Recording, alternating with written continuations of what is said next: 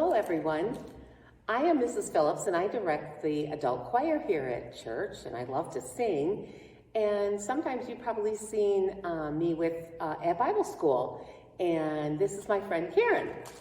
Hi boys and girls, I'm sure that you have seen me at Bible school if you've had a chance to come, or Sunday school, or at church. I play the organ and the piano here too, and love to sing with the choir and with all the boys and girls. And so some of the songs we're going to do, some of you may know, and maybe they're going to be new songs for some of the rest of you.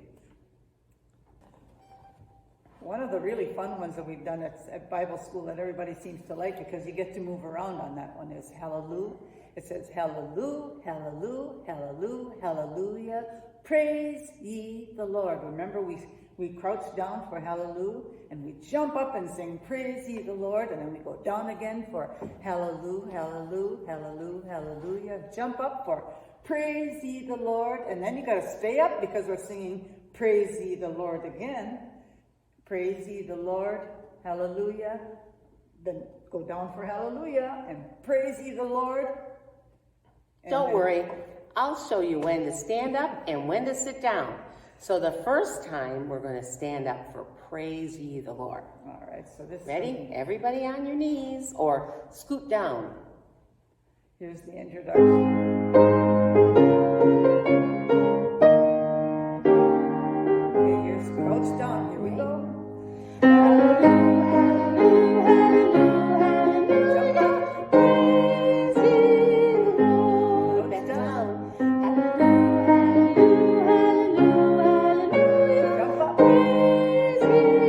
Stay up. Praise ye the Lord, hallelujah. Praise ye the Lord, hallelujah.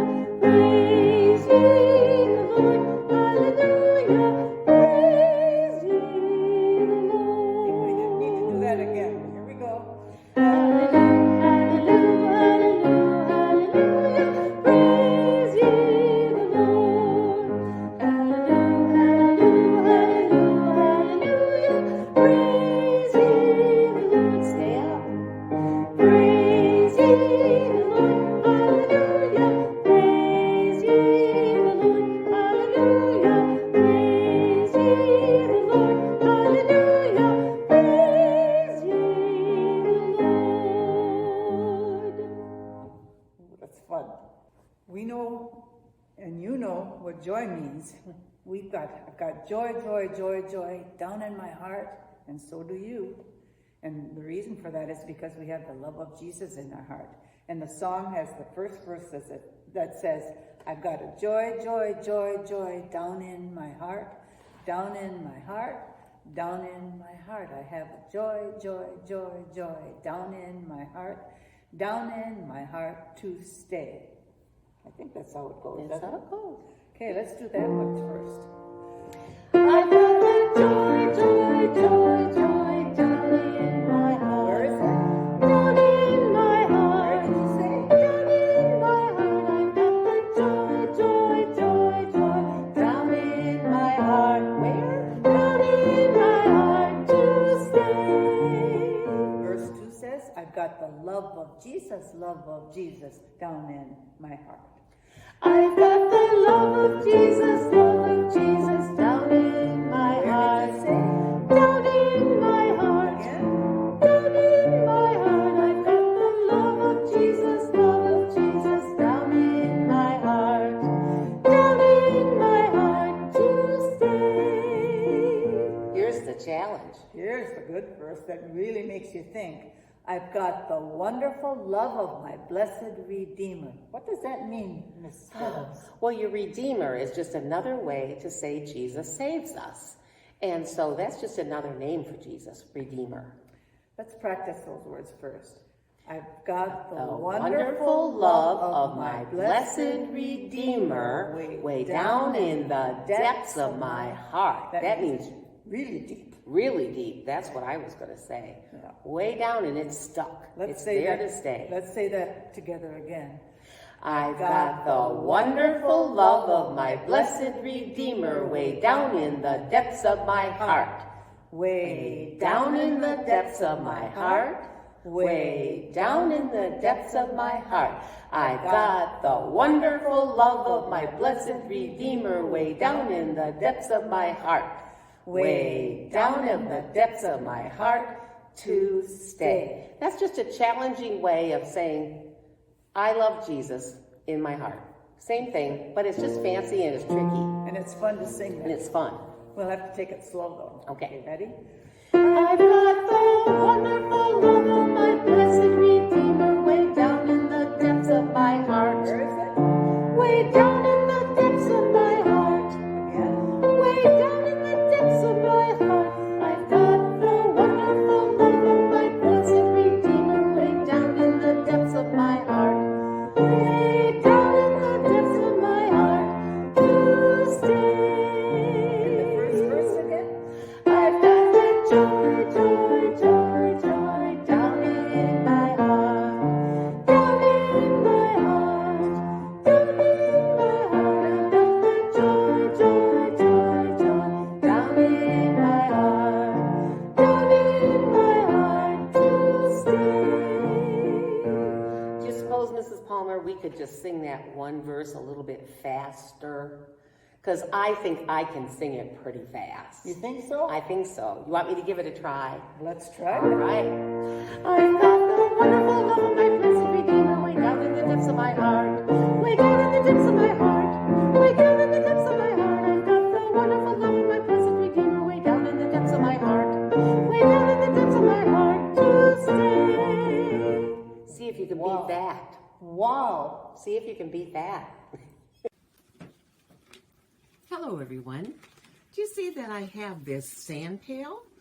And another name for a sand pail or a pail is called bucket. And today I have a story for you that is called How Full is Your Bucket? And this bucket is kind of an invisible bucket. You can't see it. And it tells us a little bit about the golden rule. In the Bible, Jesus says, do unto others as you would have them do unto you. That's pretty fancy talk for treat other people the way you'd like to be treated and then see what happens. Let's read. The story for today is called How Full is Your Bucket? It's written by Tom Rath and Mary Reckmeyer and illustrated by Maury J. Manning. That's the person who did the illustrations. They're pretty cool. The little boy we see on the cover of this book is named Felix. In his hand, he has a real bucket. Let's begin. Felix was putting one of the last blocks on his tower when his little sister came in. I want to build with you, she said. Felix scowled. Go away. You're too little. That doesn't sound very nice, does it? The next page, she says, I'm big. Stay back, you'll knock it over. I can be very careful. Go play with your baby toys, Anna. You can see how angry she is, what she's thinking. She doesn't like Felix. And now look what she does. Thwack! She knocked over his blocks. That wasn't very nice either, was it? On this next page, we can see that Felix is yelling, Grandpa! And Anna is crying. Grandpa shook his head. Felix, you just dipped from your sister's bucket. Like everyone else, Anna has an invisible bucket. When it's empty, she feels bad. But when it's full, she feels great. Didn't you ever notice your own bucket? Invisible bucket? Sometimes Felix couldn't quite tell when his grandfather was joking. Invisible? You can't see it? I think that's what invisible means. But the next morning, when Felix woke up, there it was. A small gray bucket floating above his head. Do you see that? It's an invisible bucket. He knows it's there, but he can't really see it. When Felix came down to have breakfast, his mom was in a hurry. "I've got a meeting this morning, and it's almost time to go. Anna, sit still." You can see that Anna doesn't really want to have her hair brushed, does she? It looks like the dog needs to have some food. And here is Felix trying to get his own cereal off the shelf. Do you see that bucket there? Felix slipped, and choco wheat scattered across the floor. "Felix," yelled his mom, "you should have used a stool to reach that." Felix could feel his bucket tip and big, invisible drops spill out. Drip, drip. "Ha ha," Anna laughed as she crunched the cereal with her shoe. Drip. "Get the broom and clean that up before you miss the bus," scolded Mom. With the school bus honking, Felix quickly swept up the choco wheats and grabbed the last blueberry muffin. But before he could even take one bite, Buster jumped up and grabbed the muffin from his hand. Drip. "Hey, look at Felix's new backpack. My baby brother has one just like it." Drip. Psst, psst, psst, psst, psst. Felix. Psst, psst, psst, psst. Drip. "Watch out, shrimp." Drip. Boy, a lot of not very nice things are happening to Felix, aren't they? And you can see that invisible bucket is starting to get empty. He's had a lot of things dripping out. Is anything going in his bucket? I wonder how his bucket will get more drips in it. Let's see. It was still morning, and Felix's bucket felt almost empty. You can see when his bucket is getting empty, he's feeling sadder and sadder, and maybe a little madder and madder. Not very nice things have been happening to him. Let's see what happens. As he watched his classmates walk into the room, he secretly hoped they would trip and fall. That's what it feels like when you have an empty bucket. You're not very happy, are you?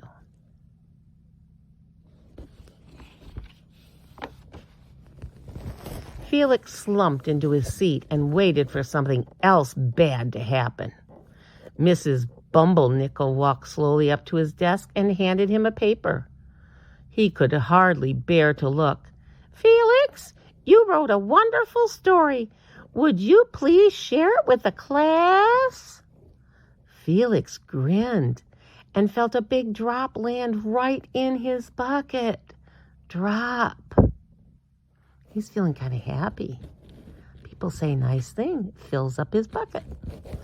Drop, plop, plink, drop.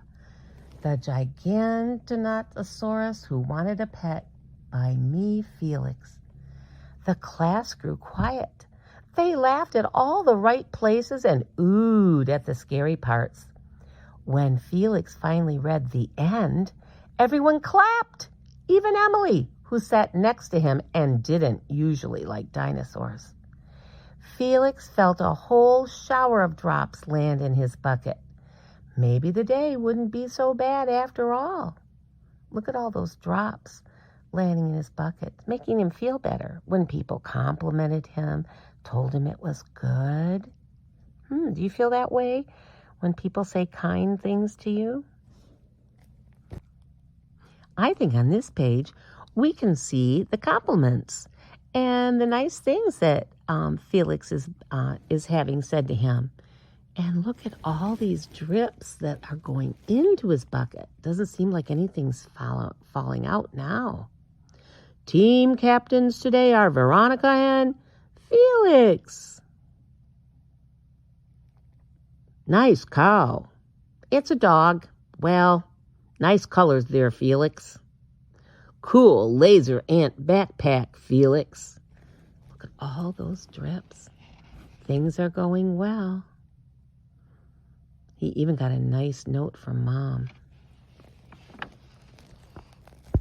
By afternoon, Felix's bucket was nearly full.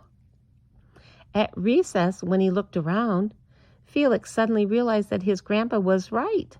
Everyone else had a bucket too. Look at all those invisible buckets. Look at this page. Looks like lots of buckets are getting filled. Alex is helping other people. He says, "Let me help you." Drop, drop. "Here's your baseball. Catch." Drop. "Thanks, dude." Drop. "Hi, I'm Felix. First day?" "Yes, I'm Amir." Drop, drop. The strange thing was that for every drop he helped put in someone else's bucket, he felt another drop in his own bucket. I think when we do nice things for others, it makes us feel good too. When Felix burst in the door after school, he shouted, "You were right, Grandpa. I do have a bucket, and I understand how it works." Then he saw Anna's torn doll. "Bad dog," he almost scolded. But then he thought, dogs might have invisible buckets too. "Your doll will be okay, Anna," said Felix. "Mom will fix her." Until then, do you want to help me build the tallest building in the world with my blocks? So they did.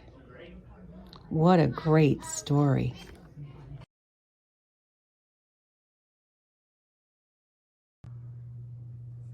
Wasn't that a great story? How full is your bucket? I've got a tin bucket here, and it can also be called a pail.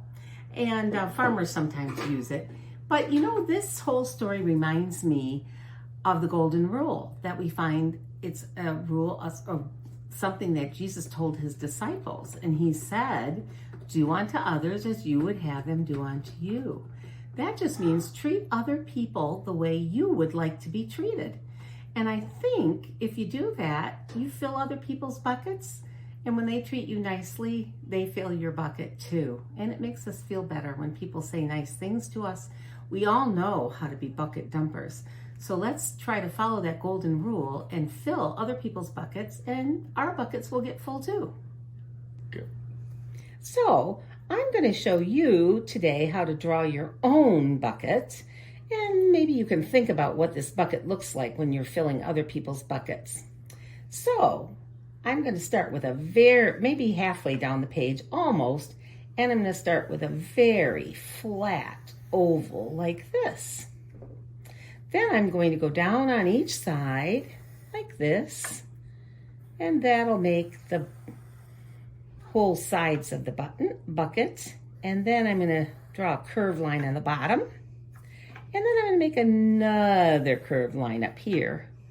So that kind of looks a little like a bucket. I noticed that this bucket has a few lines on it at the top. Maybe I'll put a few of those too, like that. And then I'm going to put the handle on the bucket.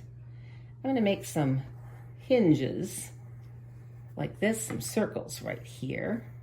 And the nice thing about using a pencil is you can erase the lines you don't want. And then I'm going to make the first part of the handle. And look where I'm going, all the way over to the other side. And then I'm going to draw the other part of the handle so it's like a 3D look to it. The next thing I'm going to do for my invisible bucket, I think I'm going to fill it with some water, like that. And then I'm going to decorate my bucket. You can decorate yours any way you want with some of your favorite things. I love flowers, so I think maybe I'm going to decorate my bucket with lots of beautiful flowers. And then what you can do, hi Kitty, how are you? Are you joining us today? And then you can color them, paint them, or use markers, and just think every time that you have that invisible bucket. And if you'd like to bring them to church, we'll hang them up.